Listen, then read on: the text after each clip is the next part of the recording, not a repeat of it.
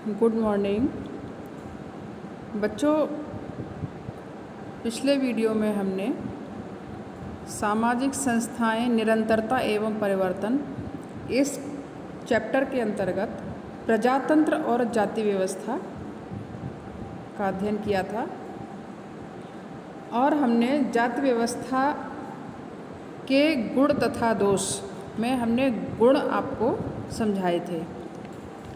आज हम इसके दोषों पर प्रकाश डालेंगे कि जाति व्यवस्था के दोष क्या हैं और उससे क्या क्या समाज को हानि होती है। देखिए, जाति व्यवस्था के प्रमुख दोष या हानियाँ। जाति व्यवस्था के जहाँ अनेकों लाभ हैं, वहाँ इसके बहुत सारे दोष भी हैं। परिस्थितियों में परिवर्तन के साथ साथ जाति व्यवस्था के स्वरूप में भी अनेक परिवर्तन आए हैं और उनमें दोष भी सामने उभर कर आए हैं जो निम्न प्रकार से हैं। इसका फर्स्ट पॉइंट है अप्रजातांत्रिक। देखिए, जाति व्यवस्था पूर्णतया अप्रजातांत्रिक है। यह व्यवस्था समानता की भावनाओं पर कुठाराघात करती है, यानी समानता की भावना का इसमें अभाव है। समाज में ऊंच नीच की भावनाओं को इसने जन्म दिया है। प्रत्येक व्यक्ति को अपनी उन्नति करने का समान अधिकार होता है, लेकिन जाति व्यवस्था के द्वारा निम्न जातियों के सदस्यों को इस अधिकार से युगों तक वंचित रखा गया। आज के समाज में देखिए, ऐसा नहीं है कि आज के समाज में पूर्ण अधिकार है। व्यक्ति जहाँ तक होता है अपनी वो उन्नति के लिए प्रयास करता है और अब उस तरह किसी तरह का उस पर बाउंडेशन नहीं है। वो किसी भी पेशे को अपना सकता है और अपनी तरक्की के लिए वह कुछ भी प्रयास कर सकता है। सेकंड टॉपिक है हमारा राष्ट्रीय एकता में बाधक। जाति व्यवस्था ने हिंदू समाज को अनेक जातियों में विभाजित कर दिया है। परिणाम इसका यह हुआ है कि समाज की एकता को बहुत ज़्यादा ठेस पहुंची है। व्यक्ति के जो विचार हैं, उसके दृष्टिकोण है, वो काफ़ी संकीर्ण हो गया है। वह अपने जाति का हित पहले देखता है। राष्ट्र की भावना की कमी आ रही है। राष्ट्र के प्रति जागरूक रहने के स्थान पर वह केवल अपने जाति के हितों को ही अधिक महत्व देता है, जिससे उसकी विचारधारा काफ़ी संकीर्ण हो गई है। वह काफ़ी नैरो माइंडेड हो गया है। उसकी निष्ठा भी राष्ट्र की अपेक्षा जातिवाद के कारण अपनी जात तक सीमित रह गई है। सामाजिक विघटन। जाति व्यवस्था ने सामाजिक विघटन को भी जन्म दिया है। उसने अपना इसमें पूरा योगदान दिया है। जातियों में असंख्य उपजातियां निकल पड़ी हैं, मतलब इतनी सारी जातियां उपजातियां हैं। हिंदू समाज में अनेक खंड हैं। वह इतने खंडों में विभाजित होकर छिन्न भिन्न हो गया है। निम्न जातियां उच्च जातियों से ईर्ष्या करने लगी हैं तथा उच्च जातियों के अत्याचार निम्न जातियों पर हमेशा बढ़े रहते हैं। परिणाम स्वरूप समाज में स्थिति खतरनाक सिद्ध हो जाती है। विघटन होने लगते हैं जो अक्सर कर हमें देखने को मिलते हैं। आर्थिक प्रगति में बाधक। जाति व्यवस्था के कारण व्यक्ति अपनी आर्थिक प्रगति को अपनी इच्छा के अनुसार नहीं कर पाता है। प्रत्येक व्यक्ति को अपना जातिगत पेशा ही अपनाना पड़ता है, चाहे उसे करने में रुचि हो, योग्यता हो या ना हो। उसको फोर्स किया जाता है कि ये ऐसा करने में कि तुम्हें ऐसा करना ही है। यह उसको, क्योंकि हमारे ये पूर्वज करते आए हैं और तुम्हें भी ऐसा करना है। नेक्स्ट हमारा टॉपिक है प्रतिभा का दुरुपयोग। व्यवसायों को जन्मजात पीढ़ी दर पीढ़ी चलाने से होता क्या है कि किसी व्यक्ति के अंदर कोई प्रतिभा है, उसके अंदर टैलेंट है किसी चीज़ का, वो दब जाता है और घर के लोग उसको, जो पेशा अपना सदियों से पीढ़ी दर पीढ़ी चला रहा है, उसे अपनाने के लिए प्रेरित करते हैं।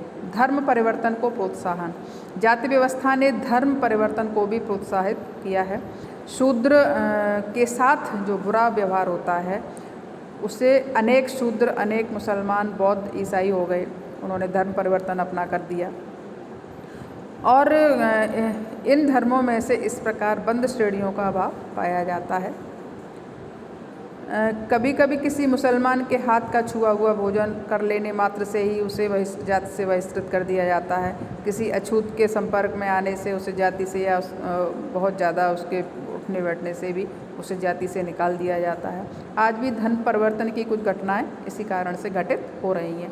अस्पृश्यता की भावना जाति व्यवस्था का सबसे और जो बड़ा दोष है वो है जातियों को अस्पृश्य बना देना। शूद्रों को जिंदा ही जला दिया जाता था। उनके सार्वजनिक स्थानों, मंदिरों, राजमार्गों, विद्यालयों में आदि का उन्हें प्रयोग नहीं करने दिया जाता था। शूद्रों की अगर छाया भी पड़ गई तो उन्हें घृणा की दृष्टि से देखा था। लोग स्नान किया करते थे और बड़ा बुरा समझते थे कि उसकी छाया मेरे ऊपर पड़ गई है।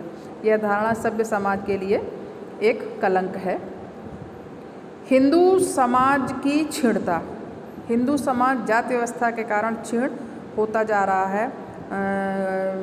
कारण इसका यह है कि वह आपस में ही लड़कर असंख्य समुदायों में बट गए हैं। करीब 3000 जातियाँ और उपजातियाँ में विभाजित वह हो गए हैं, जो सब भोजन और विवाह संबंध में एक दूसरे से अप्रश्य समझती हैं।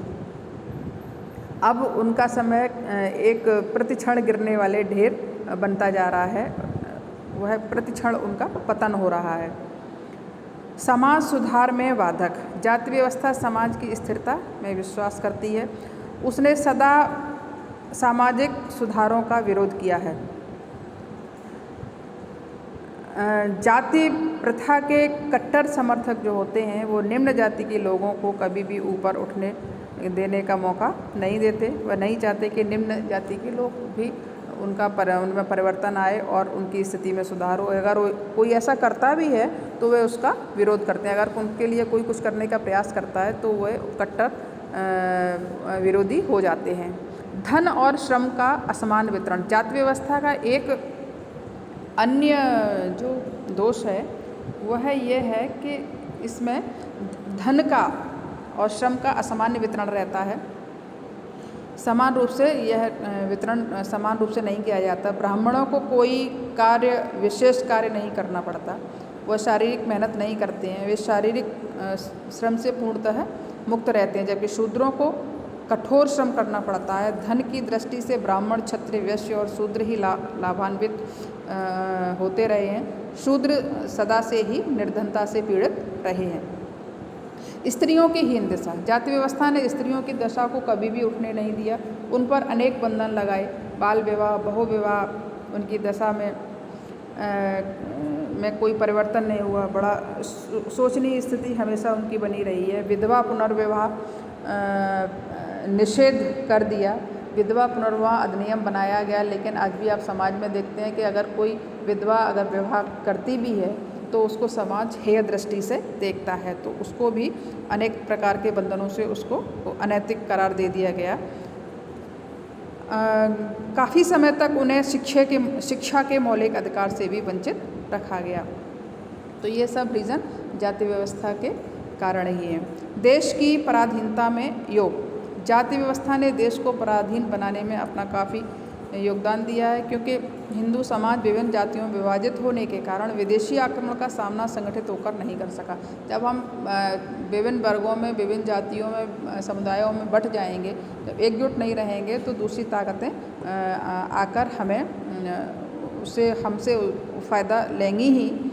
रीज़न क्या है कि जब भी विदेशियों ने आकर आक्रमण जब किया भारत पर, मुसलमानों ने या दूसरी शक्तियों ने आकर आक्रमण किया, तो केवल क्षत्रियों के कंधों पर ही युद्ध का भार आया, क्योंकि जाति व्यवस्था के नियमों के अनुसार क्षत्रिय ही युद्ध कर सकते हैं, ऐसा माना जाता है। अन्य जातियां ब्राह्मण, वैश्य तथा शूद्र निष्क्रिय बनी रहीं। उन्होंने देश की रक्षा में किसी प्रकार का अपना योगदान नहीं दिया। इस तरह से जहाँ जाति व्यवस्था जो है लाभदायक है, वहीं इसमें अनेक प्रकार के दोष भी हैं। बच्चों, आज हम इतना ही पढ़ेंगे। नेक्स्ट वीडियो में नेक्स्ट टॉपिक के साथ मिलते हैं। Thank you.